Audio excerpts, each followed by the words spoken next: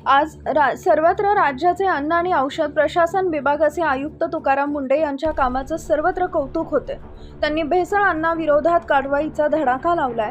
त्यांच्या या कारवाईनं मध्यमवर्गीय आणि सुखवस्तू कुटुंबात समाधानाचं वातावरण आहे। पण ज्यांचं पोट हातावर आहे त्यांनी करायचं तरी काय असा प्रश्न उपस्थित होतोय। मुंढे यांनी सुट्ट्या खाद्यतेलाच्या विक्रीवर बंदी घातली आहे। यामुळे गरिबांच्या घरातील चूल पेटण्यात मोठ्या अडचणी येत आहेत। हेच वास्तव दाखवणारा हा एक व्हिडिओ सध्या सोशल मीडियावर व्हायरल होतोय। व्हिडिओमध्ये एक आजीबाई दिसतेय, त्यांनी जे गोडं तेल हवंय जाणून घ्या व्हिडिओमध्ये नेमकं काय आहे।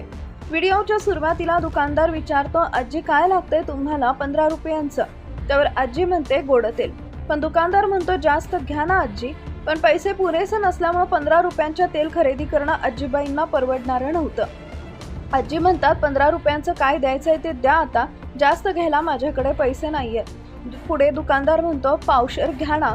यावर आजीबाई म्हणते घेतले असते पण पैसे नाहीयेत। सध्या हा व्हिडिओ सोशल मीडियावर सर्वत्र व्हायरल होतोय। अनेकांनी व्हिडिओवर कमेंट करत प्रतिक्रिया देखील दिली आहे। व्हिडिओ पाहिल्यानंतर एक नेटकरी कमेंट करत म्हणाला, मदत कर भाऊ त्या आजीला, देव तुझं भलं करेल। दुसरा नेटकरी म्हणाला, मुंडे साहेब हा व्हिडिओ बघत आहात का? तुम्ही यावर काही उपाय काढा।